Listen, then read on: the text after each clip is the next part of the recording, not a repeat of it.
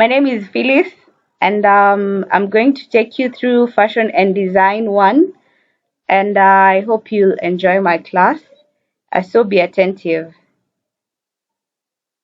So, I have the lesson objectives here with me, and anyone to read the first objective?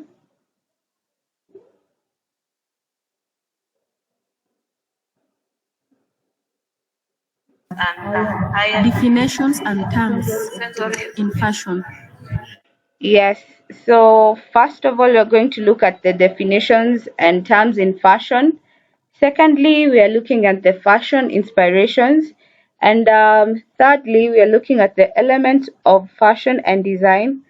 Then the principles of fashion and design.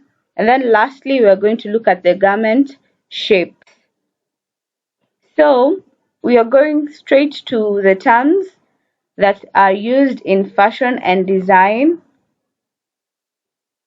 And the first term that is used in fashion and design is fashion and design itself. So this is the planning of the dress design, hair design, and the makeup design. Generally, it's the whole description of from the garment, the hair, and makeup. So, secondly, we're going to look at the definition of design, which is the outline from which a sketch is made or developed. So, design, this is basically the outline, your nguo yenye you want to come up with. So, and we derive it from the sketch. We have also the sketch, which is a drawing that is made quickly, from which there is no much detail included. So in sketching, like it's not a must you define or you give the basic outline of the whole garment. It's just a quick drawing that is made so that it can give you a clear output of what you want to come up with as a designer. So we're going to look at principles the principles of fashion and design. So, I hope you're seeing my screen. Yes, we can see. Yes. So, on the principles of fashion and design, they are basically five, of which one of them is emphasis. We have balance, proportion, rhythm, and harmony. So, when we talk about emphasis, this mainly focuses on the focus that you're going to give that garment. Like where do you want the eyes to focus on? Where do you want to put more emphasis on your garment? So, and when we look at balance, balance basically speaks about the equality that occurs on both sides of the garment. Like if you want this garment to be asymmetrical, it can be symmetrical. Yani generally utabalansaje hiyo nguo. That is a principle of design. And then thirdly we have proportion. Proportion, it speaks about the relation between two different parts of the garment.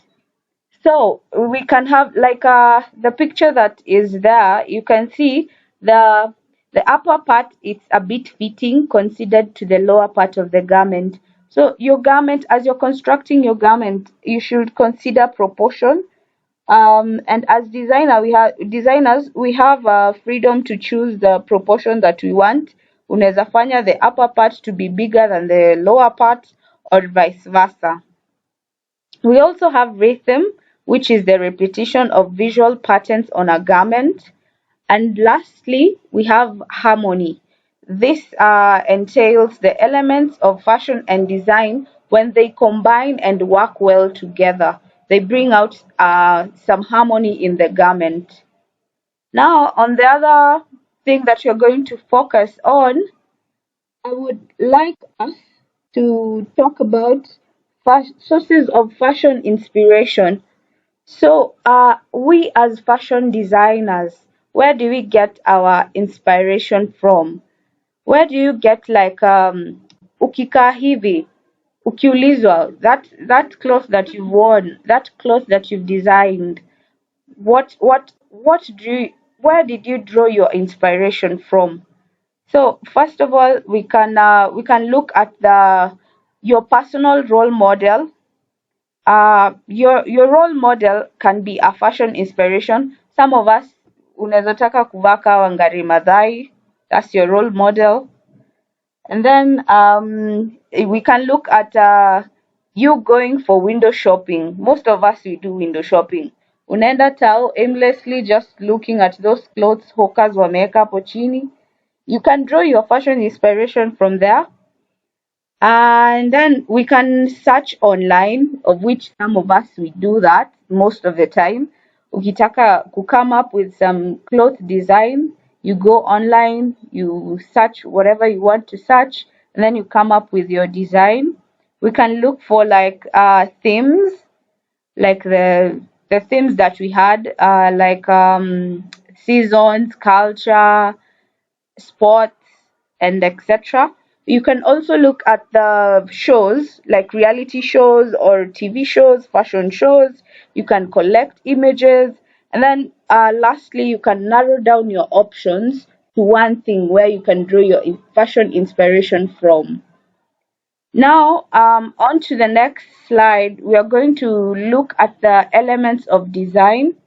So basically, elements of design are very different from principles of design. In that, the elements of design, we have the line, we have shape, we have color, we have fabric, have balance, we can also have emphasis in the elements of design. We have design and decoration. We also have texture. So when we look at line, it's the repetition of patterns.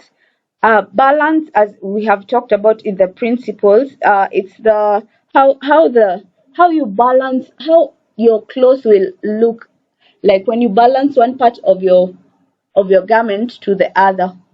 We also have shape, of which is the general outline of the garment, how the garment will be able to be portrayed. We also have color, which is the intensity, and it will also determine the outlook of the garment. We have fabric, and in fabric, it will determine how the garment shape will be when worn. When you design a triangular design, itakaa aje kwa mwili. That's the shape. That's the fabric. When you have like a fluffy fabric, itakaa the garment will look a little bit bigger considered to like a softer fabric. Higher, we also have texture too. I want us to look at some of the garment shapes of skirts, and there are various types of shapes in skirts. And as you can see in my slide over here, we have like the mermaid, which is common, very common.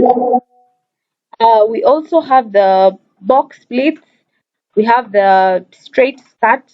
We have a skirt with a peplum. The designs are very many. And we can also look at the types of necklines. So these are basically found on the upper part of the garment, and we can see most of them. I know we have seen them, or maybe you have come across them while maybe making your garments or designing or sketching. We have like the plunging neckline. We have the off the shoulder. We have a spaghetti strap neckline. We have the sweetheart neckline. We have the strapless, and there's a difference between sweetheart and strapless. Sweetheart has a calavi shape on the upper side of the bodice, and then the strapless, it's usually straight. It doesn't have that curve thing. And now we also have the turtleneck, of which I know most of you may honor. So, thank you very much for being attentive. And as we come to the summary, I hope you guys have learned more about the principles, the sources of fashion inspiration, the elements used in fashion and design, and the